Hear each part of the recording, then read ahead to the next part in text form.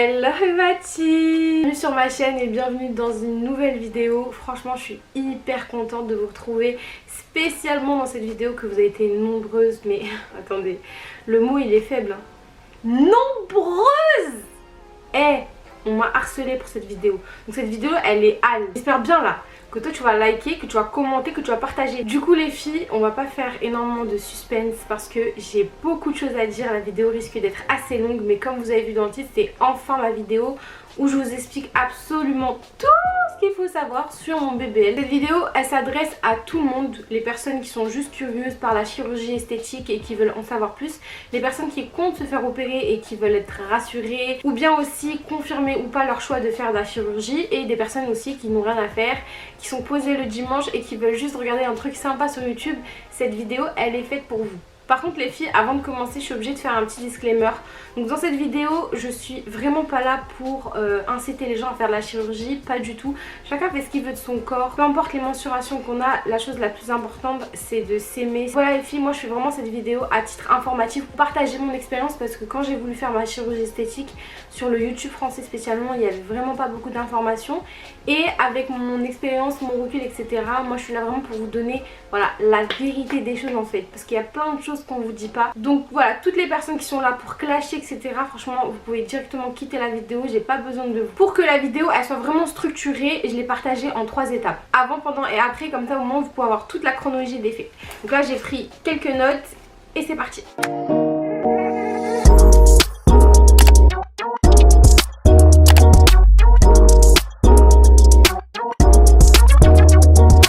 Alors avant tout, si tu sais pas ce que c'est un BBL c'est Brazilian Butt Lift, donc ce qui équivaut tout simplement à un lipofilling. Un lipofilling c'est un petit peu comme une liposuction. La liposuction, on t'aspire la graisse, on la jette, tu rentres chez toi. Un lipofilling, on t'aspire la graisse, on te réinjecte une partie de ta propre graisse sur une zone du corps, par exemple la poitrine, les fesses, les hanches, voilà des zones où t'as pas vraiment morphologiquement de la graisse, de la contenance etc, et que tu prennes un petit peu plus de masse sur ces zones là. Maintenant que ça c'est dit, on commence avec la partie avant mon opération. Alors première question, pourquoi j'ai décidé de faire un BBL, quelles ont été mes attentes, et au niveau de mon poids comment j'étais physiquement etc. Alors pourquoi j'ai voulu faire un BBL, tout simplement parce que ça faisait un moment que je voulais maigrir. Moi il faut savoir que morphologiquement je fais 1m75, donc je suis assez grande de taille, mais je suis un petit peu la forme V. C'est à dire que moi dans ma famille on n'a pas vraiment de hanches développées, on n'a pas vraiment un fessier bombé etc. Et quand je prenais du poids, je prenais du poids des épaules, du ventre, du dos, du visage. Voilà, c'était vraiment les zones où je grossissais directement, et j'ai jamais pris des cuisses, j'ai jamais pris des jambes, j'ai jamais pris des fesses, genre vraiment toutes ces zones là, rien du tout. J'ai toujours été vraiment méga fine, et c'est pas que ça me complexait parce que en vrai je kiffe avoir les jambes hyper longues, fines etc, mais c'était pas du tout harmonieux. Donc j'avais beau faire ce que je voulais, j'aurais jamais eu un fessier voilà un peu plus développé. Mes hanches je les aime, elles sont pas nécessairement développées, mais voilà elles m'ont jamais dérangé ou quoi. Ce qui me dérangeait le plus c'est vraiment ma graisse au niveau du dos hein. J'avais le bourrelet au niveau du dos qui était dégueulasse, et franchement ce bourrelet là il est carrément difficile à perdre, et j'ai toujours eu ma petite bidoche que voilà j'avais vraiment galère à perdre, galère. Au niveau de mon poids qui stagnait, j'ai toujours été dans les 90. Alors oui je sais, quand vous regardez mes photos Instagram avant mon opération etc, c'est pas quelque chose qui se voit, mais encore une fois je suis grande de taille et tout mon bas du corps il est vraiment fin. Donc c'est facile on va dire à cacher un ventre, même si vous avez du dos etc. C'est vrai que voilà c'est une zone un peu facile à cacher quand vous avez le reste du corps qui est assez fin. C'est pas bien proportionné, donc en gros j'avais juste à mettre des petits chemisiers etc, ça passait, mais c'est quand même des zones qui, voilà, qui me complexaient. Ensuite au niveau de mes attentes, faut savoir que moi de base j'étais plus sur une liposuction parce que j'y connaissais vraiment rien. C'est vraiment la première fois que j'ai fait une chirurgie esthétique, vraiment. Du coup je me suis dit bah logiquement j'ai envie de faire pourquoi pas une liposuction, surtout que maintenant à l'étranger etc, et même en France c'est beaucoup plus courant, c'est moins risqué, c'est plus connu, on a un super suivi etc. Donc petit à petit je me lobotomisais le cerveau on va dire, et je me disais ah ouais quand même c'est abordable, alors avec des grosses guillemets parce que bien sûr chacun son budget, chacun va mettre son argent où est-ce qu'il veut. Encore une fois, on est des grandes personnes les filles, pas besoin de faire des méga discours, chacun fait ce qu'il veut de son oseille, on est d'accord avec ça. Mais pour moi je trouvais ça abordable, donc je m'étais dit pourquoi pas. Au fur et à mesure de mes recherches, je me suis rendu compte qu'un lipofilling c'est le même prix voire moins cher qu'une liposuction. Pourquoi? Parce que en fait le stockage de votre graisse, donc quand on vous liposucie, je crois que ça se dit comme ça, liposucie, quand on vous pompe votre graisse, en fait, le fait de stocker votre graisse, de la déplacer et puis de la jeter, ça coûte de l'argent en fait, ça coûte de l'argent à la clinique, ça coûte de l'argent à l'hôpital. Donc du coup le fait de vous réinjecter votre propre graisse, c'est un peu dégueulasse à dire ça, mais en gros ça leur fait économiser des sous et donc du coup à vous aussi ça vous fait un petit rabais au niveau du prix. Donc quand j'ai vu ça je me suis dit mais en fait j'ai un petit peu travaillé mon cerveau, je dois le dire, parce que c'est pas vraiment quelque chose que je voulais faire au début, mais en réfléchissant je me suis dit bon c'est le même prix voire moins cher. Je peux en fait au niveau de mes fesses corriger le petit creux qui me gênait un petit peu, et tout ça dans la même opération le même jour, etc. Donc en fait à partir de ce moment là, bing, je me suis dit ah ouais en fait il me faut un bébé. Alors deuxième question, pourquoi pas en Europe, pourquoi pas en France, pourquoi en Turquie spécialement? Alors tout simplement c'est par rapport au prix, parce que en France le BBL ou même une liposuction il me semble c'est hyper cher. Vraiment dans les prix ça va être dans les de 7 000 à 10 000 euros pour un lipofilling, et je trouve ça vraiment hors de prix. Alors oui vous avez la sécurité d'entrer en France, oui vous avez probablement un super résultat, mais des fois le prix veut rien dire parce qu'en France il y a beaucoup de taxes, les chirurgiens se payent très cher et du coup au final ça veut pas dire que à l'étranger hors Europe c'est moins cher, donc de moins bonne qualité, pas du tout. Ensuite la question est revenue aussi, pourquoi la Turquie et pourquoi pas la Tunisie? Alors désolée à mes copines tunisiennes, mais pour moi j'ai un traumatisme on va dire de tous ces stars un peu de télé-réalité etc qu'on a entendu partir en Turquie, où il y avait des retours un peu bizarres, et à un moment donné aussi il y avait un bad buzz sur je crois 2 cliniques en Tunisie etc qui faisaient des résultats horribles tout ça. Donc à partir du moment où je me suis dit j'ai envie de faire une chirurgie, j'ai éliminé directement la Tunisie. Alors peut-être que entre temps ça a évolué, il y a des meilleures cliniques et tout, et du coup le choix est venu tout simplement la Turquie parce qu'il y avait d'excellents retours. Je sais pas, j'étais attirée par ce pays, je n'étais jamais allée en Turquie et apparemment c'était juste génial, donc tout simplement j'ai fait mes recherches BBL en Turquie. Ensuite concernant le choix de la clinique, mes recherches, le prix etc. J'ai commencé mes recherches en octobre de l'année dernière, donc en octobre 2020. Donc comment j'ai procédé? Donc il faut savoir qu'autour de moi, dans mon entourage etc, il y a personne qui a jamais fait de chirurgie. Donc je m'étais dit là si je trouve une clinique pas sérieuse et tout, je suis dans la merde. J'ai commencé à faire des recherches, mais je me suis dit ça sert à rien de DM ou envoyer des mails à 10 cliniques, 15 cliniques etc, parce que au final je vais encore être plus perturbée dans mes recherches etc. Donc je me suis dit je vais envoyer 4 mails. Genre je sais que 4 c'est pas beaucoup, surtout quand on veut faire une opération chirurgicale etc. Enfin voilà, une opération lourde comme ça. Mais je m'étais dit si je demande à plus de cliniques je vais galérer à faire un choix, donc 4 c'est très bien. Sur les 4 que j'ai DM, seuls 3 m'ont répondu en 24 heures. Donc je sais que 24 heures c'est très serré, mais je me dis ok si la clinique à l'étranger ne me répond pas en 24 heures, je vais pas aller faire une opération chez elle, pas du tout. Donc j'ai éliminé la 4e. Ensuite sur les 3, il y en a 2 qui avaient l'air dans leur message et dans leur approche, dans les premiers messages etc, très professionnel. Donc du coup j'ai quand même envoyé mes photos aux 3 cliniques. Il faudra que vous envoyiez des photos de votre corps et de la zone où vous voulez faire une chirurgie. Vous pouvez bien sûr garder votre sous-vêtement, pas mettre votre tête. Sur les 3 cliniques que j'avais DM, seules 2 je vous ai dit il y avait un contact un peu plus voilà, intéressant etc. Donc j'ai viré la 3e. Sur les 2 dernières honnêtement j'arrivais pas à faire mon choix. Au niveau des tarifs c'était à peu près similaire qu'ils me proposaient. J'ai continué à parler un petit peu avec les 2 et du coup la clinique que j'ai choisie finalement, donc qui est DR Pilus, l'organisateur m'avait appelé et franchement il y avait eu un feeling genre direct. Je lui avais expliqué mes attentes, mes peurs et tout, et franchement il a été professionnel de fou. Ça se voyait qu'il savait de quoi il parlait. Et puis en fait ce qui m'avait rassuré aussi c'est que cette clinique là je l'avais trouvée sur Google et il y avait d'excellents avis, d'excellents retours et tout, donc franchement ça m'avait grave rassuré. Et du coup, c'est comme ça que j'ai choisi ma clinique. Donc ensuite, une fois que j'ai choisi ma clinique, qu'est-ce qui s'est passé? Donc là, on était au mois de décembre, dès que j'ai validé avec la clinique. Une fois que j'avais envoyé mes photos, etc., j'ai réussi à motiver une copine à ma soeur, donc qui elle aussi voulait faire un BBL, ce qui fait qu'au final on voulait être deux à se faire opérer et on a réussi à avoir une petite ristourne. Faut savoir que ça marche un petit peu comme le supermarché, plus vous allez vous faire opérer, plus on va dire les cliniques sont susceptibles de vous faire des prix. Donc si jamais par exemple vous et une copine vous souhaitez vous faire opérer, je sais pas, un mois d'intervalle ou quoi, c'est carrément mieux d'aller ensemble parce que négocier un petit tarif. Au niveau de mes attentes, c'était une liposuction au niveau du ventre, des côtés, du dos et des bras. Donc voilà, les bras il me les a proposés au dernier moment, j'avais pas des bras énormes ou quoi, mais bon, je me suis dit quitte à aspirer, on aspire, allez, on y va. Et le dernier endroit c'est le double menton. Il faut savoir que ça, j'ai dit que je voulais le faire le jour même, 1 heure avant de me faire opérer. 1 heure avant, genre le chirurgien était en face comme ça, il était en train de me faire le traçage et il m'a dit tu veux liposucer aussi, genre cette zone là?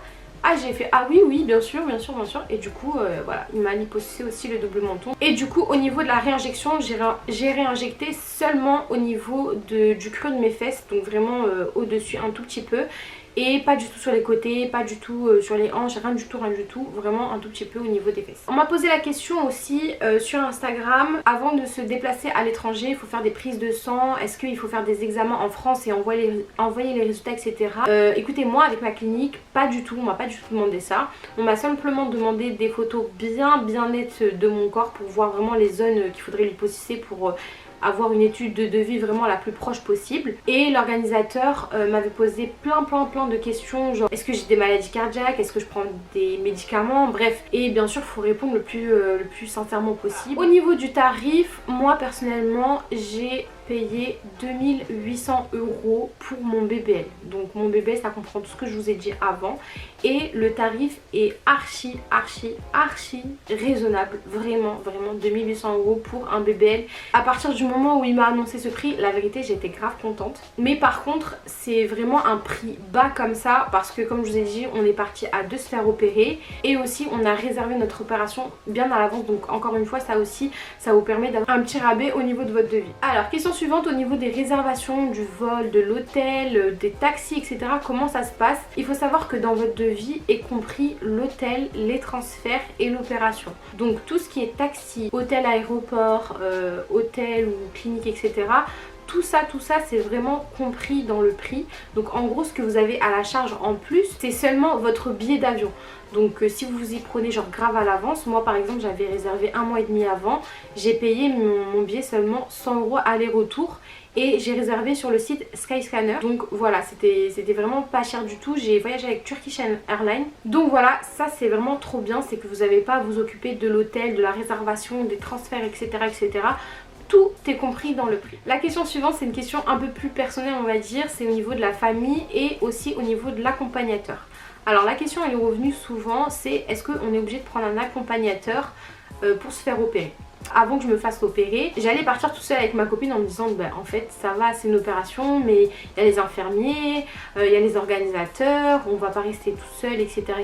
Mais les filles, c'est même pas une question de douleur, c'est une question de soutien moral. C'est super important d'aller avec un accompagnateur. La vérité, vous pouvez pas genre vous permettre d'aller toute seule comme ça, vous faire opérer.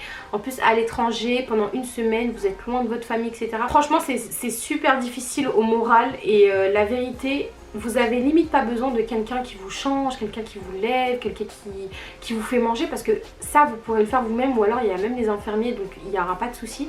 Mais c'est vraiment pour avoir une compagnie, pour avoir un soutien, pour avoir quelqu'un qui vous rassure, qui est là le soir genre quand vous dormez, etc. Je sais pas, que vous avez besoin d'un truc ou quoi, partez avec quelqu'un. Surtout que dans le prix de votre devis, c'est compris les nuits d'hôtel pour votre organisateur, etc. Donc en gros, votre organisateur, il a juste à payer son billet d'avion et la nourriture bien sûr. Aussi une question qui est revenue, c'est concernant ma famille, donc comment ça s'est passé à l'annonce, etc.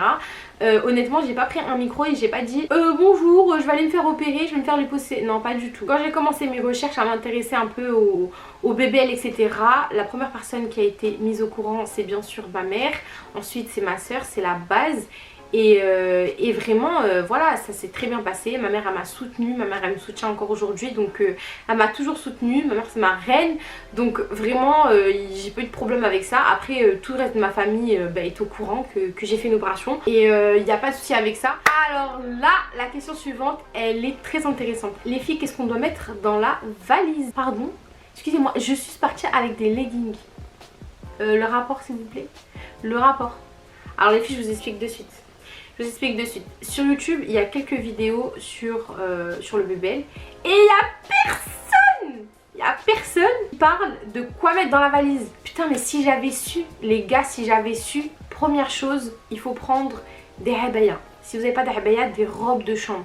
Les filles, des choses, vous savez, comme dans les films d'horreur, là, vous voyez, les filles qui marchent avec le truc de perfusion comme ça, là, qui ont des robes de chambre. Vous savez, les robes de chambre comme ça, il faut aller avec ça. Vous avez la sonde qui sort d'un côté, vous avez les drains qui sortent de l'autre.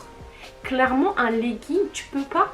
Ma soeur, tu peux pas. C'est pas possible. Aller avec des habits amples, aller avec des habits faciles à porter, aller avec des habits qui sont chauds. Moi, il faut savoir que je vous ai pas encore dit, mais je suis allée me faire opérer la semaine du 25 au 30 janvier 2021. Et il faut savoir que à cette période-là, il fait archi froid en Turquie. Donc, je suis allée en mode, ouais, il fait froid, mais vas-y, tranquille. Non, c'est pas tranquille. C'est pas tranquille. C'est pas tranquille, il faut se couvrir, il faisait un froid de ouf. Ensuite il faut prendre des lingettes démaquillantes, c'est la base. Ensuite il faut que vous preniez des lingettes intimas, vous savez les lingettes pour la bibicha. Voilà, il faut prendre ça parce que tu vas galérer ma soeur, je te le dis quand tu vas faire la grosse commission. D'accord, parce que pour la petite commission, t'as la sonde donc c'est carré, c'est tranquille. Mais pour la grosse commission là, prendre l'eau, te laver avec l'eau, c'est galère ma soeur. Et j'étais là, je me tordais, je me dis mais pourquoi intima? Pourquoi j'en ai toujours et là j'ai pas d'intima.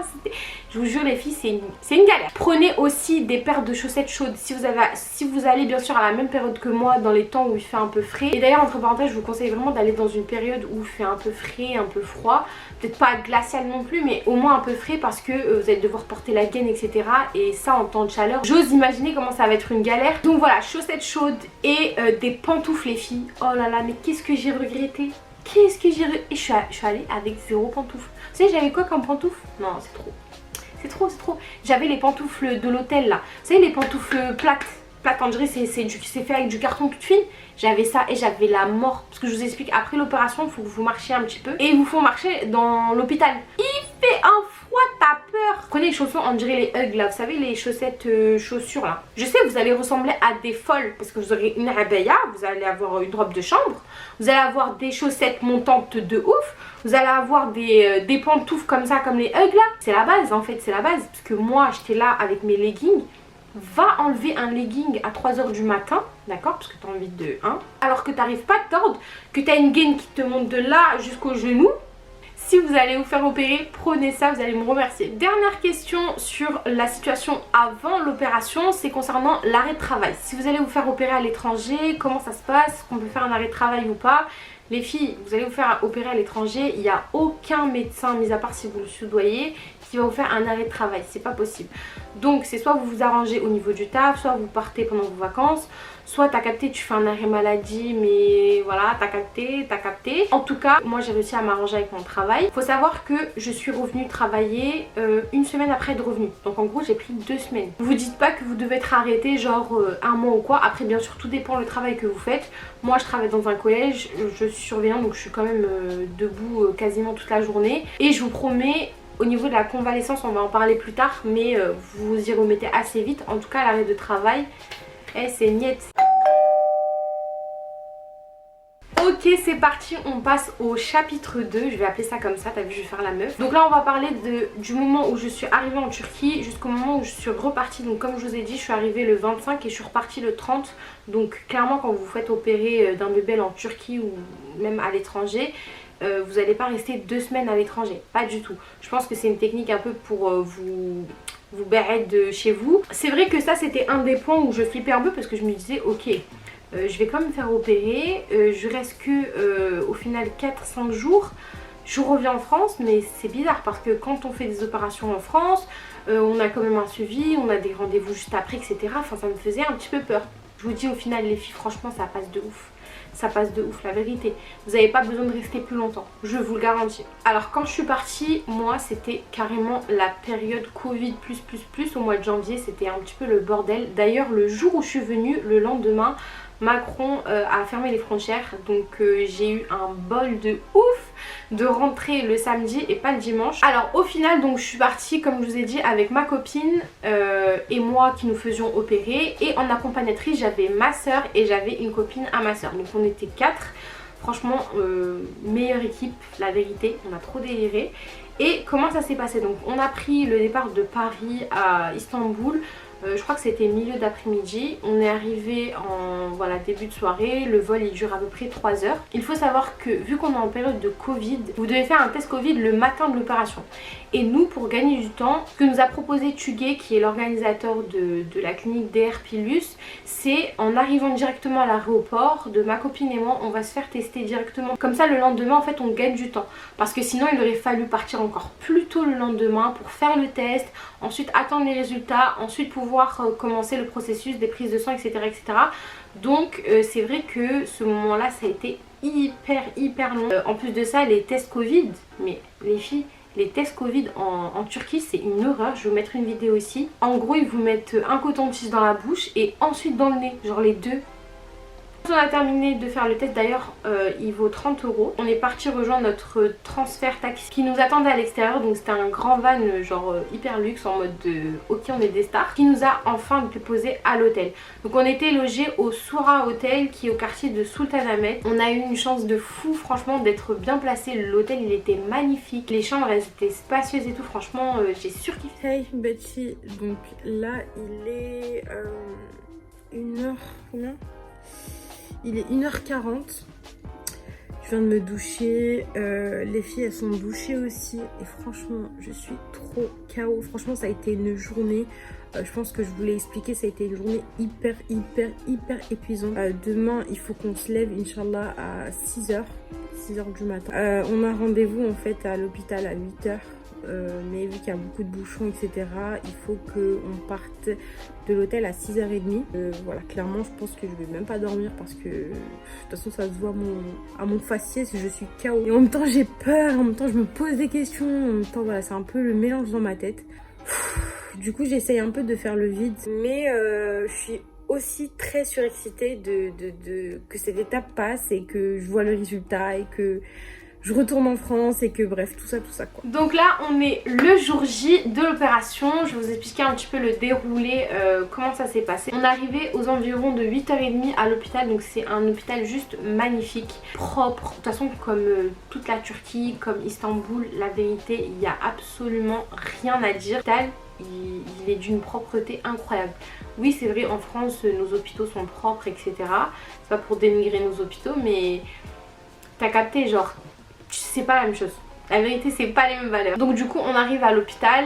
Il y avait déjà Tugay et son assistante qui nous attendaient, donc on a pu faire connaissance parce qu'en vérité ça faisait plusieurs mois qu'on parlait etc, mais voilà c'est la première fois qu'en face ils nous rassuraient, donc ma copine et moi, qui nous disaient comment ça allait se passer etc. Bref, ensuite ce qu'on a fait c'est qu'on est parti dans nos chambres séparées, donc on avait 2 grandes chambres d'hôpital séparées avec chacune nos accompagnatrices avec nous, et ensuite à tour de rôle les 2 chirurgiens sont venus nous parler, donc pour voir un petit peu ce qu'on voulait, si on était voilà consciente de l'opération qu'on allait faire etc. J'étais pétrifiée par l'idée que ce soit too much, que ça ne me ressemble pas, que ça fasse trop, que on voit la différence. Je sais pas, c'est un peu paradoxal en vous disant ça, mais moi ce que je voulais comme résultat c'est vraiment quelque chose de naturel. Alors c'est vrai que on veut du naturel mais je fais une chirurgie, donc certaines peuvent se dire mais en fait c'est pas ce qu'elle veut. Au final si, parce que je voulais pas quelque chose qui me dénature, surtout au niveau de la réinjection. J'ai tellement, les filles, tellement insisté sur le fait que je ne voulais pas beaucoup de graisse qui soit réinjectée. Je ne voulais pas que ça fasse too much. Je voulais pas que ça fasse l'effet, pardonnez-moi, hein, mais je voulais pas que ça fasse l'effet du fessier à Sarah Frézou, que personnellement je trouve vraiment pas ça joli parce que ça fait vraiment trop marqué. Je veux certes une liposuction au maximum, enlevez-moi vraiment le maximum de graisse que vous pouvez par rapport à ma morphologie, parce que oui il y a un seuil de graisse qu'on peut retirer comme un seuil de graisse qu'on peut remettre. Donc une fois qu'on a discuté de ce que je voulais, ce que je ne voulais pas, etc. Un des chirurgiens a commencé à faire le traçage, donc tu dois te déshabiller, enfin te mettre en sous-vêtements devant, et il va commencer à te tracer les zones qu'il doit aspirer, les zones qu'il doit réinjecter. Une fois qu'ils vous font le traçage, vous allez aller vous faire poser une perfusion, donc il y a une infirmière qui vient dans votre chambre. Donc voilà, vous avez une prise de sang qui est faite et ils prennent grave du sang. Je me souviens que elle avait rempli 3 poches et chaque poche ça faisait ça quoi.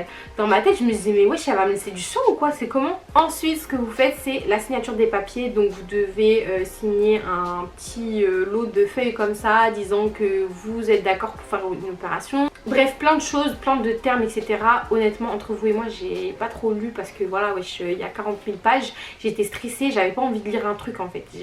J'étais comme ça, oui, je suis en accord, d'accord. Maintenant que vous avez le corps tout gribouillé, que vous avez signé les papiers, que vous avez fait votre première prise de sang, direction le bloc. Vous portez sur vous que la petite robe là qui déchire pendant l'opération. Et là, je me rends vraiment compte à ce moment-là que en fait, ça y est, je vais me faire opérer. Juste avant d'arriver dans le premier sas, il y a l'organisateur donc qui me quitte à ce moment-là, qui me dit t'inquiète, ça va bien se passer, tout, Najwa, ne stresse pas de ça. Donc là je suis en mode ok d'accord. À partir du moment où j'ai commencé à sentir le froid du bloc, et j'étais comme ça, mon corps il a commencé à trembler genre. Et genre les infirmières elles étaient là, elles me disaient des trucs en turc mais je comprends pas, elles parlent même pas l'anglais, elles parlent rien du tout. Elles me disaient ok non je sais pas plus comment raconter, genre tu sais pour me rassurer, mais moi j'étais en mode ok good, genre en mode de t'inquiète ma soeur, c'est juste que voilà je vais me faire opérer, je suis en train de flipper, je sais pas ce que je fais et tout, donc tu vois j'étais en mode de flippette. Du coup là une place au milieu de la salle, donc c'était une hyper grande salle avec plein de monde qui court dans tous les sens. Faut savoir que moi je me suis jamais fait opérer, je suis jamais rentrée dans un bloc. Bref, je connais pas tout ça, je connais pas moi. Même les urgences, pour vous dire que même les urgences, je crois que je suis jamais allée aux urgences. Et du coup quand j'ai vu ça, j'étais en mode grave impressionnée, j'avais peur. Et je sais pas, j'essayais de faire le vide dans ma tête mais j'arrivais pas et tout. Et puis vient l'anesthésiste derrière et qui me met le masque, donc voilà, et qui me demande de compter, donc 3, 2, 1, etc. Et je ferme les yeux. Une seconde après j'ouvre mes yeux, mais genre littéralement une seconde après je me réveille, l'opération est terminée. L'opération est terminée, c'est un truc de fou, genre cette sensation elle est tellement bizarre. Une anesthésie générale c'est trop bizarre, je vous jure c'est trop bizarre. Genre j'ai fermé les yeux, je me suis sentie partir en me disant non c'est sûr que je vais sentir des choses, c'est sûr que peut-être que je vais me réveiller, etc. Et genre mon subconscient est en train de réfléchir aux manières dont je pouvais me réveiller, etc.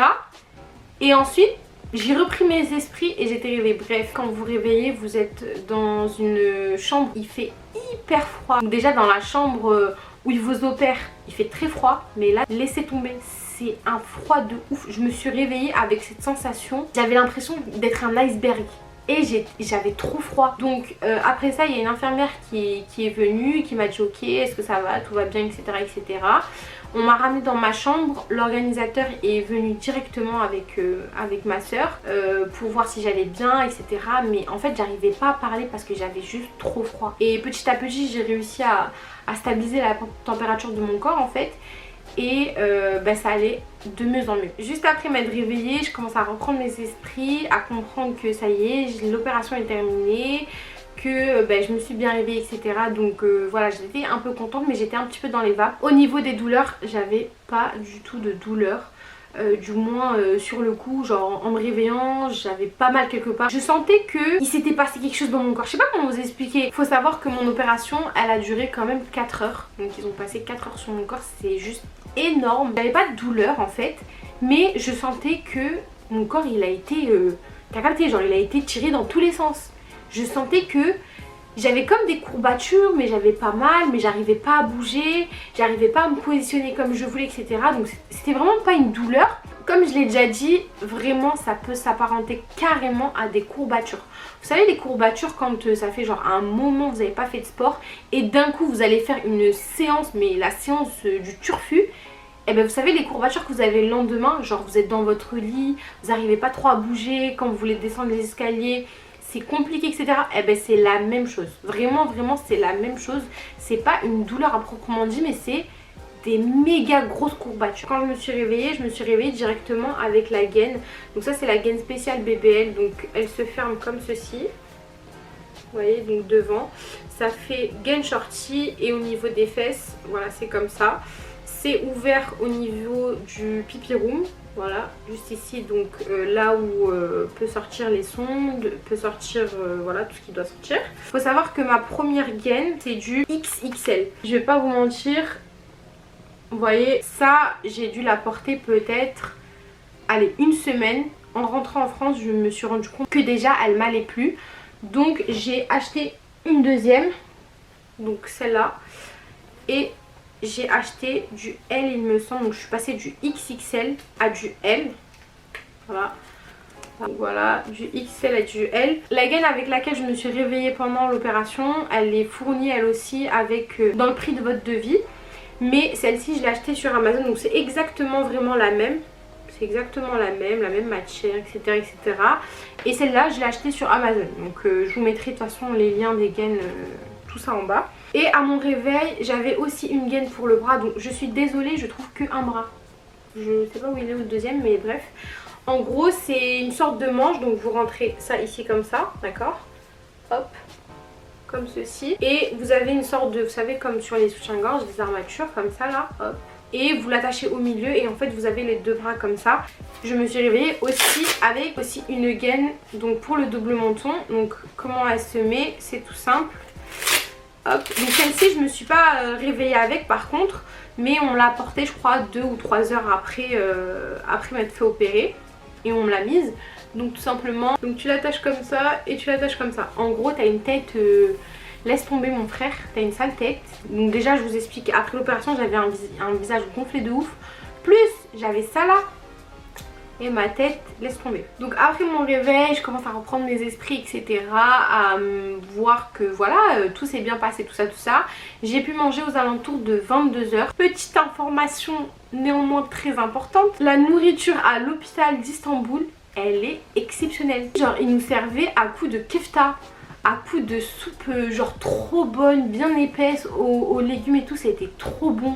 Des pains style naan, du bon fromage, des œufs brouillés, des légumes goûtus avec des épices, genre limite j'étais dégoûtée parce que j'avais pas trop d'appétit. Mais je vous jure, la nourriture à l'hôpital, incroyable. Donc fin de soirée, une fois que j'étais vraiment bien reposée, l'organisateur m'avait dit que il fallait que je bois énormément d'eau, ça permettrait au sang de bien recirculer, etc. etc. Donc c'est ce que j'essayais de faire, mais c'est vrai que j'avais pas d'appétit, j'avais pas soif, mais j'essayais quand même de me forcer un petit peu. Et j'ai pu enfin me reposer un petit peu. Faut savoir que quand je suis rentrée du bloc, j'étais sur le dos, mais c'est une position interdite pour les personnes qui font un BBL au niveau des fesses. Interdit cette position, vous devez absolument dormir, vous allonger que sur le ventre. Vraiment il faut éviter de se mettre sur ses fesses. Pourquoi? Parce que en fait la graisse n'est pas encore agrippée si vous voulez à vos fesses. Donc le fait de vous asseoir dessus, de compresser cette zone là, ben en fait ça va la faire déplacer, etc. Donc c'est super important de dormir sur le ventre. Alors J+1, comment ça s'est passé? Donc le lendemain quand je me suis réveillée de l'opération, j'étais un petit peu dans les vapes. Faut savoir qu'ils vous mettent plein de trucs dans les bras, qu'ils vous injectent plein de trucs, etc.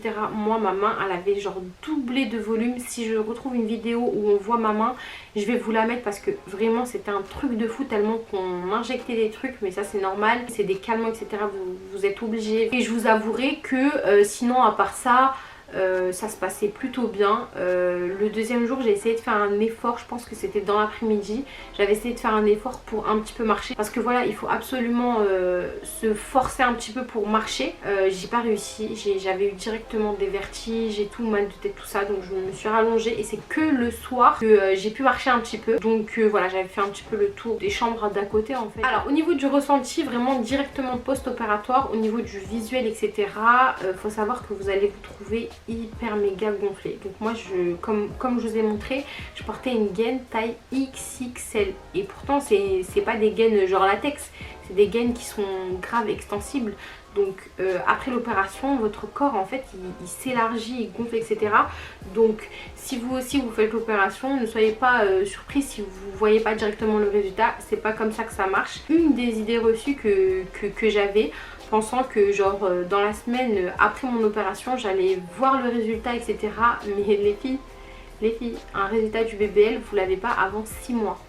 Oui, 6 mois. Moi c'est vrai que j'étais un peu informée sur le fait que certes on n'a pas les résultats de suite, mais je m'attendais pas à un tel laps de temps en fait. Et je me suis rendu compte de ça en prenant des vidéos, en prenant des photos et tout de mon corps. Et chaque fois que je regardais au fil des semaines, je me disais mais en fait mon corps il est pas pareil que la semaine dernière, etc. etc.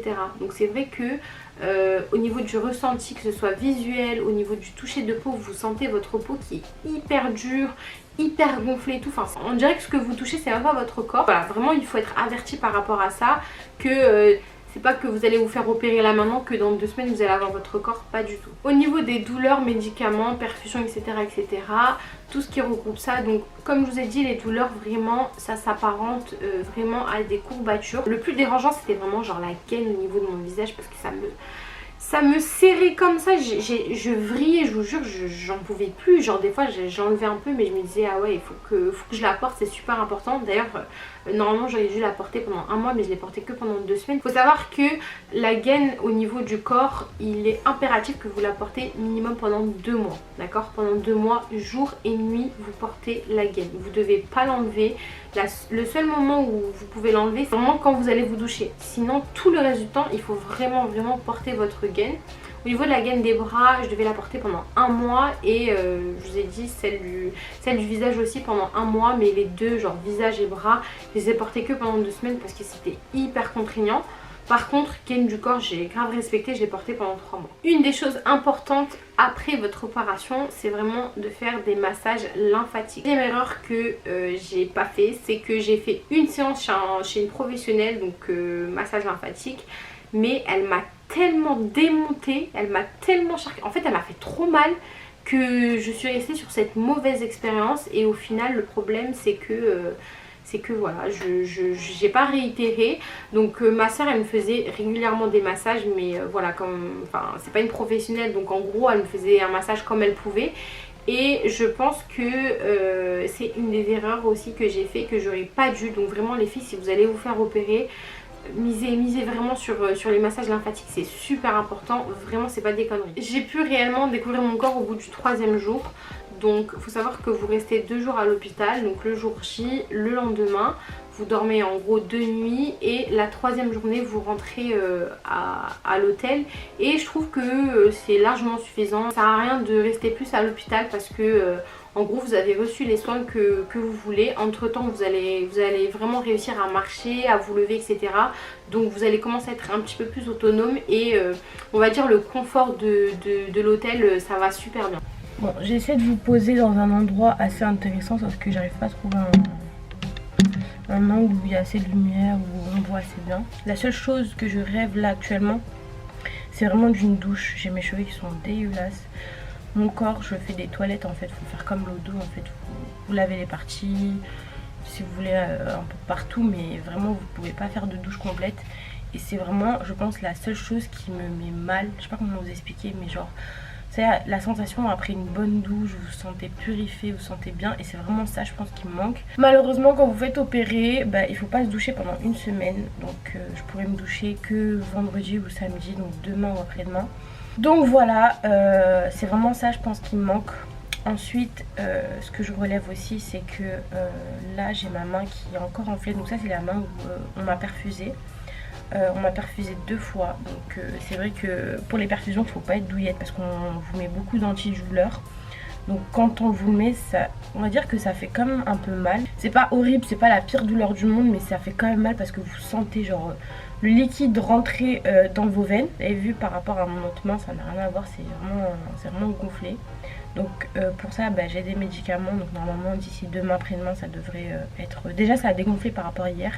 Hier c'était beaucoup plus gonflé, genre j'arrivais pas à limite plier ma main alors que là je peux la plier facile. Non, à part ça, demain j'ai rendez-vous donc pour le dernier rendez-vous avec le chirurgien, donc il pourra m'ausculter.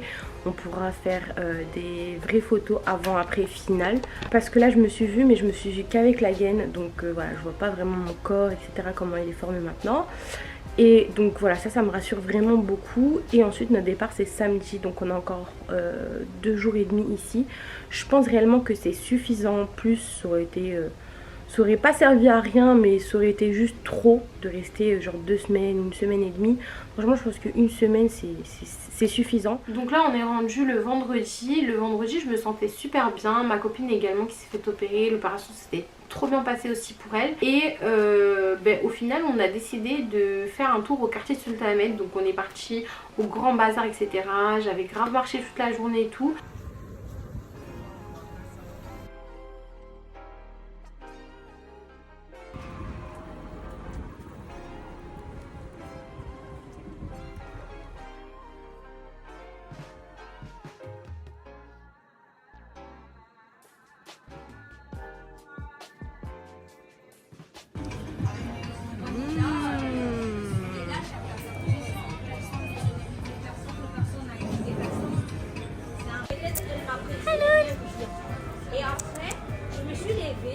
Après notre petite journée balade, restaurant etc, franchement qui était grave plaisante. En plus il y avait du beau temps à ce moment là, donc franchement c'était trop agréable. Au niveau des douleurs sincèrement ça allait. C'est vrai que j'étais un peu fatiguée, mais voilà, ça m'a pas empêché de profiter, de sortir etc. Je pense qu'au niveau de ma tête ça devait se voir qu'il y avait un problème, que soit j'étais malade, soit il y avait un truc bizarre, parce que voilà j'étais tout boursouflée, j'avais la gaine au niveau du visage, j'avais une capuche pour pas qu'on voit non plus trop ma gaine et que j'ai des petits regards insistants, quoique vraiment là-bas en Turquie c'est monnaie courante, donc les gens vous dévisagent pas. En fin de journée, la veille de notre départ, j'ai eu mon rendez-vous donc avec le chirurgien et avec l'organisateur. Donc ce rendez-vous là c'est vraiment votre dernier contact avant de retourner en France. Donc si vous avez des questions, si vous avez un souci, bref n'importe quoi, c'est vraiment le moment pour vous de lui poser des questions. Alors donc là je suis avec le chirurgien et l'organisateur. J'ai enlevé tous mes pansements. Je viens de découvrir mon corps, donc pour être honnête avec vous c'est magnifique. J'ai juste la zone au niveau du ventre qui est bien sûr encore un peu enflée. Donc on va dire que j'ai pas vraiment le résultat final, mais par contre j'ai vu vraiment ce que ça allait donner d'ici 1 mois et c'est genre trop canon. Quelque chose de naturel et tout. Donc là j'ai vu avec le chirurgien et l'organisateur pour qu'il vous parle un peu de ce qu'il m'a fait, parce que honnêtement moi les termes je connais pas trop et je sais qu'il y en a beaucoup d'entre vous qui voudraient savoir exactement par exemple combien j'ai injecté dans les fesses, combien j'ai enlevé etc, etc. Donc il va un peu se présenter, faire un petit brief, il y a le traducteur, donc voilà, au moins ça peut vous éclairer un peu plus si vous aussi vous êtes intéressé. Tugay, est-ce que tu peux te présenter? Alors moi je me présente un petit peu, moi je m'appelle Tugay, je représente la clinique Dr Pilus. On a fait plutôt de l'esthétique pour les femmes, pour les hommes, on fait tout. En plus greffe les cheveux, les dents, les dentaires. Après, et notre médecin, notre chirurgien, on a 2 chirurgiens de toute façon. Et maintenant c'est Dr il va parler un petit peu en turc. Et moi je peux le traduire pour vous en français, si j'y arrive, on verra bien. Si tu demandes des questions, moi je pose des questions. D'accord. Alors, est-ce que vous pouvez me dire combien vous avez enlevé de graisse et combien injecté au niveau de tout mon corps? Bana diyor şey yapabilir misiniz diyor. Ne kadar yağ aldık, ne kadar popo. Vücut bölgesinden, kollardan, karından, belden ve bacaklardan toplamda 4500 cc popoya enjekte ettik. En total, ils ont tiré au moins de 4500 cc de la graisse, double menton, les bras de côté, du ventre autour, 360 degrés, un petit peu le dos aussi. En total, ça fait 4500 cc. De toute façon, ils sont de filtres dans une boîte et ils ont fait injection 1200 cc, 600 à côté, 600 à côté, à droite à gauche. Chaque fesse. Chaque fesse, voilà. D'accord, ok. Pourquoi cette opération elle est souvent nommée comme dangereuse au final? Puisque ça fait quelques jours que je me suis fait opérer, je peux déjà marcher, tout va bien, donc comment ça se fait que c'est réputé pour être dangereux? Dışarıda böyle bu operasyon için böyle tehlikeli olduğunu söylüyorlar. Bu operasyonu tehlikeli yapan yağ enjeksiyonu kısmı daha çok. Popoya yağ enjekte edilmesi bunun emboli. Alors normalement, bien sûr qu'il y a toujours un risque, c'est une opération chirurgicale déjà. Mais nous, on ne fait jamais les injections. De toute façon, les positions, c'est pas un risque avec les positions. C'est juste le risque, plutôt c'est le réinjecter sur les fesses ou bien réinjecter sur les seins, sur le poitrine. Alors il faut faire bien attention où on va injecter, entre la peau et les muscles, ou bien dans le muscle. Alors nous on fait jamais, et notre chirurgien il fait jamais les injections dans la musculation parce qu'il y a toujours un risque d'embolie. Alors il trouve les meilleures places, ça c'est le meilleure place, c'est où? C'est entre la peau et entre la muscle. Alors si on fait avec les canules arrondies, ça c'est important aussi, tu utilises par exemple quel matériel pendant l'opération. Il fait avec le canule arrondi, après il injecte entre la peau et le muscle. Après il n'y a pas un risque, tu peux, le même jour, comme tu as vu déjà, tu as fait ta partie tout seul, tu fais des promenades tout seul, après 2 jours après. Exactement. Au bout de combien de temps je vais avoir le résultat final, vraiment où je vais voir que c'est ok, c'est mon résultat? En son böyleki ne kadar zaman sonra? Bir en sonunda ödemlerin şişkinliğinin çoğusu geçmiş olacak ama normalement tu vas avoir les résultats de toute façon, ça se voit qu'avec les yeux, dans 1 mois après l'opération.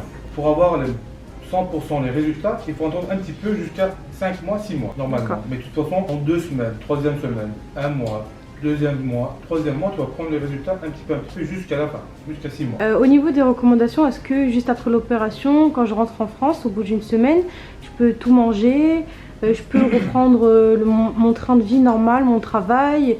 Est-ce que il y a des choses absolument pas faire après cette opération ou à pas manger par exemple? Operasyonu ne zaman sonra diyor, ben diyor normal hayatıma dönebilirim. istirahat etmesi gerekiyor. 10 günden sonra işine dönebilir ama Après 10 jours l'opération, il fait un petit peu attention. On vous donne un petit coussin. Avec ça, vous pouvez osciller comme vous voulez, mais pas beaucoup déjà, ça c'est sûr, après 10 jours. Et pour faire attention à manger, comment? De toute façon, vous avez fait une opération. Déjà, vous avez payé quelque chose, vous avez eu des douleurs et tout. Il ne faut pas prendre du poids d'un coup, ou bien il ne faut pas perdre du poids d'un coup. Il faut faire une diète. De toute façon, nous, on va rester en contact avec nos patients. On fait une programme diète aussi. Vous faites notre conseil correctement. Tout ira bien. Problème. D'accord. Du coup là on est rendu au samedi et donc c'est le jour J, c'est le jour du départ. Ça a été vraiment très compliqué. Donc encore une fois on a dû se rendre à l'aéroport hyper tôt pour pouvoir faire le test Covid, pour pouvoir rentrer en France. Donc pareil, une nouvelle fois 30 € et une nouvelle fois le coton dans la bouche et ensuite dans le nez qui est vraiment très désagréable. Ensuite on a dû attendre 2 heures les résultats. Donc autant vous dire que notre vol, je crois qu'il était aux alentours de 11 h. On est allé carrément vers 4 h du matin à l'aéroport tellement qu'on avait peur. Par contre, si j'ai un conseil à vous donner, nous on a pris des vols directs et je vous conseille, mais comme jamais, de prendre vraiment des vols directs. Je sais que des fois par rapport aux tarifs etc, on se dit bon c'est pas grave, je vais faire une escale et tout. Et je vous promets, moi là déjà par exemple j'ai pas fait d'escale et j'étais au bout du rouleau, surtout le vol retour. Encore le vol à l'aller, vous voulez le prendre avec escale pour faire une petite économie, ok. Mais le vol retour, franchement prenez-le direct parce que déjà avec les 3 heures je crois et demie de vol, horrible. Franchement c'était horrible. Du coup on arrive à la partie chapitre, un peu comme vous voulez, numéro 3 et c'est la phase après, post-opératoire. Donc il y a énormément d'informations que j'ai à vous donner parce que à mon sens c'est la partie la plus importante. Alors première question, c'est concernant le suivi de la clinique, comment ça se passe. Donc c'est que sur WhatsApp bien sûr, donc vous avez la possibilité si vous avez un problème ou quoi de faire même des appels visio, pourquoi pas, pour montrer, envoyer des photos, des vocaux, tout ça. Donc je vais vous parler également des accessoires qui sont obligatoires post-opératoire. Donc le premier c'est l'objet phare, c'est le coussin pour fesses. Donc ce coussin là vous devez absolument le porter pendant minimum 1 mois voire 2 mois, mais partout. C'est à dire que vos fesses elles doivent jamais toucher un objet dur, elles doivent jamais toucher peu importe quelle surface. Vraiment il faut que vous vous baladiez tout le temps avec ce coussin. Par contre je l'avoue, un seul moment où je le portais pas, c'est quand je conduisais, parce que c'est clairement impossible les filles, même si j'ai une boîte auto, donc c'est assez pratique on va dire pour passer les vitesses et tout, c'est moins galère qu'une manuelle. Mais la première fois où je l'ai porté j'ai failli faire un accident, donc j'ai dit c'est mort, je ne porte pas. Et en plus moi comme je vous disais je suis grande de taille, donc en fait j'arrivais, je touchais le plafond comme ça, enfin c'était une galère. Donc c'est vrai, je l'avoue, quand je conduisais je ne mettais pas, mais c'était par sécurité parce que j'étais trop dangereuse. Deuxième chose aussi, c'est bien sûr les gaines. J'ai continué à porter les gaines après mon opération. Comme je vous ai dit, il faut la porter plusieurs semaines. Donc c'est à ce moment-là que j'ai commencé à porter les gaines en latex. Donc je vous les présente plus, c'est des gaines que je vous montre depuis très longtemps. Celle-là je l'ai prise sur AliExpress. Je vais vous mettre le lien aussi en barre d'infos. Même si vous êtes une personne que vous n'avez pas fait l'opération, vous n'êtes pas intéressé, les gaines ça fonctionne réellement. J'ai commencé avec la taille M et aujourd'hui je suis à une taille S. Donc je vais vous montrer. Donc voilà, aujourd'hui je porte une taille S qui commence d'ailleurs à devenir un petit peu just. Bon, je nage pas dedans, hein, je vous rassure. Mais c'est vrai que ça commence à devenir un peu just. Mais c'est vrai que passer au XS c'est vraiment beaucoup, c'est un gros changement. Donc pour l'instant je reste sur du S et je pense que si je continue mes efforts et tout à la porter très souvent, parce que c'est vrai que c'est le secret, c'est vraiment de la porter très souvent, je pense que je pourrais réduire encore d'une taille. La troisième chose aussi post-opératoire à faire, c'est prendre son traitement. Donc je vais vous mettre les médicaments que je prenais ici si ça vous intéresse.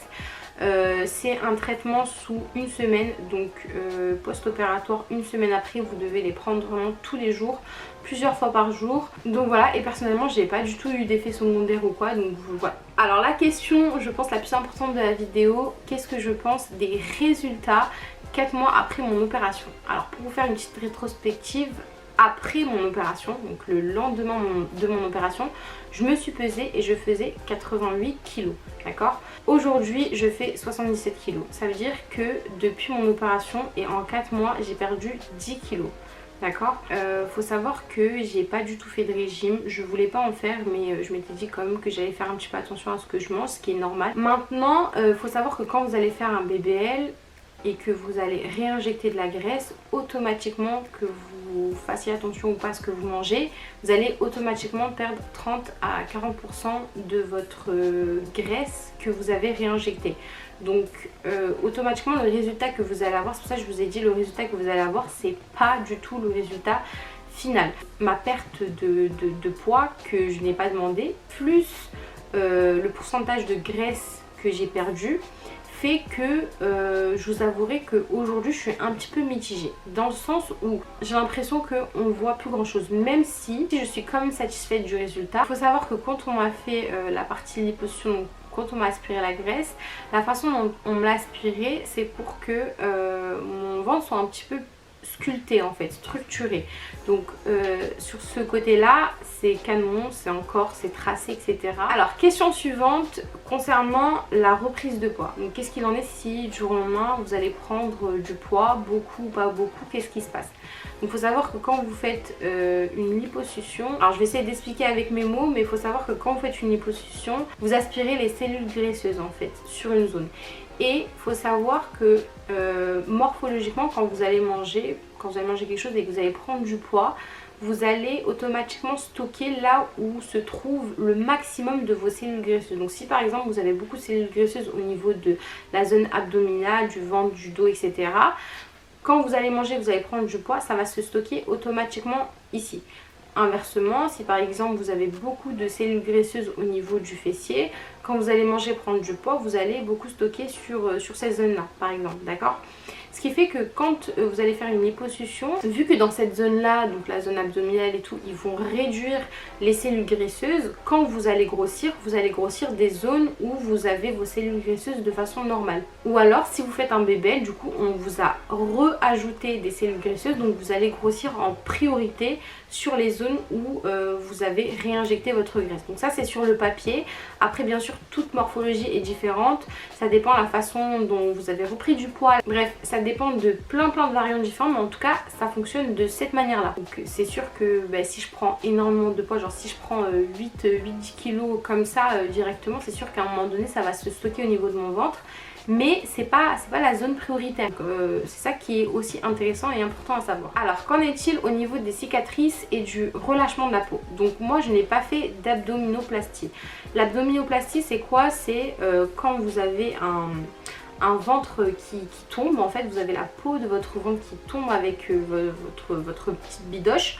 Donc à ce moment là ils sont forcément obligés de vous couper la peau en fait du ventre et de vous tirer et de vous recoudre, et en fait pour vraiment donner cette apparence de ventre plat. Donc en fait moi j'ai pas fait d'abdominoplastie parce que j'en avais pas besoin. Certes j'avais une bidoche, mais j'avais pas le ventre qui retombait, vous voyez ce que je veux dire, donc je n'ai pas fait ça. Deuxième chose au niveau des cicatrices, donc faut savoir que quand vous vous faites injecter au niveau des fessiers, vous avez 2 cicatrices au-dessus des fesses, enfin plutôt en bas du dos, et 2 cicatrices vraiment en dessous qui ne se voient pour le coup pas du tout. Ensuite tout dépend les zones où vous faites l'hyposucé.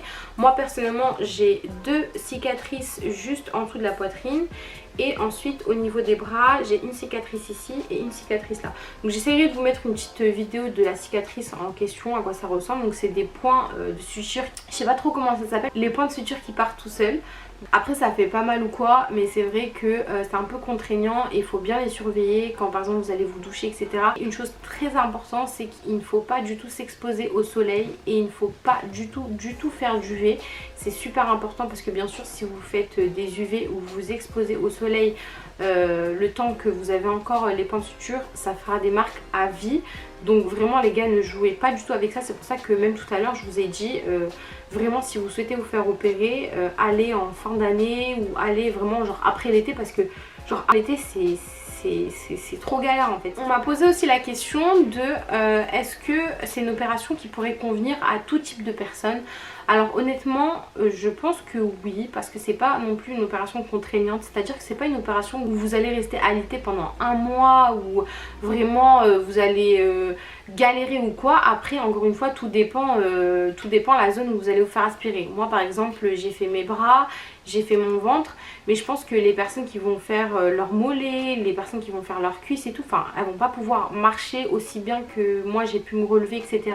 Ok, on arrive vers la fin de la vidéo et là on va parler un petit peu de ma conclusion générale et aussi très important des constats que j'ai fait, d'accord? Donc premièrement le BBL il est très connu par les influenceurs, télé-réalité, etc. De très jolies filles sur Instagram qui ont fait le BBL et qui s'en vantent un petit peu parce que voilà c'est un peu un truc à la mode. On peut avoir facilement, vous avez vu en une semaine t'as ton corps, etc., etc. Donc c'est vrai que au niveau de la promo, il y a une bonne promo sur cette chirurgie on va dire, mais ça reste quand même une chirurgie, ça reste quand même une chirurgie qui peut être compliquée parce que c'est une anesthésie générale, donc ça peut être dangereux. Justement si tu as un peu par exemple la même morphologie que moi et que tu vas voir une clinique et tu lui dis ok je veux le fessier Akimka, ah c'est clairement impossible. C'est-à-dire qu'en un seul BBL, ça c'est pas possible du tout. Et je me suis rendu compte après ma chirurgie que en fait les personnes très souvent, je vais pas dire tout le monde, mais très souvent les filles, les personnes qui sont genre méga connues, qui ont un bête de corps, genre en mode vous voyez son corps, vous savez qu'elle a fait de la chirurgie, mais vous savez pas trop, ben, en général ce genre de personnes ils ont fait 2 ou 3 BBL. C'est à dire que étant donné qu'il y a un quota de graisse à enlever et un quota de graisse à mettre, vous pouvez clairement pas vous retrouver avec un bête de fessier en une seule opération, ça c'est impossible. Pour reprendre ce que je disais tout à l'heure, c'est vrai que énormément de personnes qui ont fait de la chirurgie, qui s'en vantent, qui en parlent ouvertement, que vous savez que la personne a fait de la chirurgie, en général elles ont fait plusieurs fois le BBL, genre vraiment. Donc je pense que avant de vous identifier genre aux personnes et tout, et donc pour ça je peux prendre par exemple l'exemple de Léana qui de sûr a fait 2 BBL voire 3. Donc voilà les filles, il faut vraiment pas s'identifier aux résultats qu'elle porte, même si elle est magnifique, hein, y a rien à dire, mais il faut pas se dire ok je vais faire un BBL et je vais avoir son corps. Mais les filles, jamais de la vie, c'est pas comme ça que ça se passe. Concernant la morphologie, est-ce que ça va à tout le monde? Je pense que le BBL il est encore plus adapté si vous êtes en forme de 8. C'est-à-dire que si vous avez une taille qui est pas trop marquée, mais vous avez des hanches développées, déjà un bon fessier bien vivant, mais par exemple vous avez le creux des fesses qui est marqué, ou les hip dips, je crois que ça s'appelle comme ça, vous savez sur les hanches il y a le petit creux par exemple de chaque côté. Vraiment des petites retouches, vous voyez ce que je veux dire? Je pense que le BBL, si vous voulez bien sûr en faire qu'un et vous voulez pas faire 5-6 fois les retouches, je pense que c'est adapté vraiment aux personnes qui veulent faire une petite retouche, tu vois ce que je veux dire?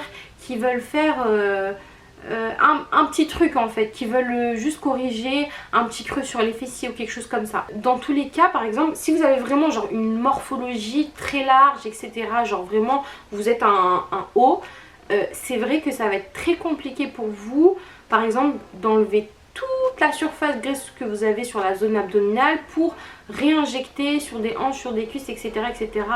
Et je pense que dans tous les cas la clinique vous dira de faire ça en plusieurs étapes, c'est-à-dire première étape une bonne liposuction, ensuite un BBL, donc encore une petite liposuction avec une réinjection si vous le souhaitez. Alors du coup c'est parti, la conclusion finale c'est que je suis vraiment très contente de mon opération, je suis contente d'être passée à l'acte. Je suis contente d'être passée par cette clinique qui est vraiment encore une fois au top. Si c'était à refaire, je le referais. Donc vraiment ça a été une super bonne expérience. Après honnêtement, je me vois pas du tout faire un round 2. La vérité, mon corps il me plaît comme ça. J'ai corrigé ce que j'avais à corriger. Maintenant à moi de me mettre un petit peu dans le sport pour vraiment on va dire sécher le haut de mon corps, que j'ai plus les petits plis etc. Voilà, que ma peau elle soit vraiment très tendue comme je le rêve en fait. Et au niveau de mes fesses, comme je vous ai dit, j'ai perdu énormément voilà, par rapport à ma perte de poids qui était pas du tout voulue pour le coup, plus la perte de poids banale qu'on perd, le pourcentage comme je vous ai dit. Mais par contre par exemple j'ai pas perdu au niveau du creux où on m'a rajouté, vous voyez ce que je veux dire. Donc voilà Habibaty, j'espère que j'ai répondu à la majeure partie de vos questions. Donc voilà, encore une fois, moi je suis pas là pour vous pousser à faire de la chirurgie, mais je suis là pour vous partager mon expérience. J'ai une Insta Story à la une que j'ai mis où vous pouvez retrouver des photos avant, des photos après etc, l'évolution, tout ça. Si jamais vous êtes intéressé de passer par la clinique chez qui je suis passée, je vais vous mettre les informations en barre d'infos. Après c'est pas une publicité pour eux, hein, je suis pas là pour faire la pub, pas du tout. J'ai payé, j'ai pas eu de réduction, j'ai pas de code promo à vous donner bien évidemment. Mais voilà, si jamais vous passez par eux, vous pouvez à l'occasion dire que vous venez de ma part, pourquoi pas.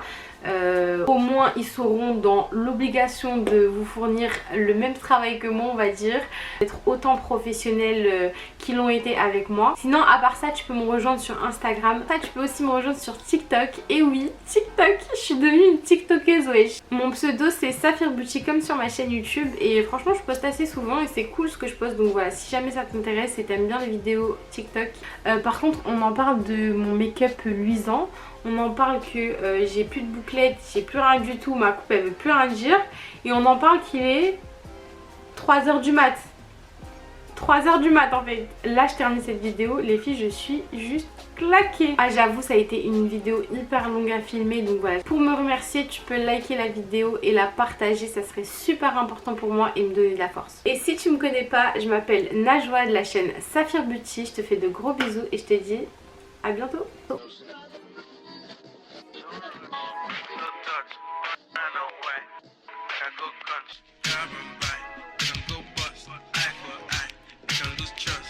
White rum, fizzy pop, where you they go, you they go.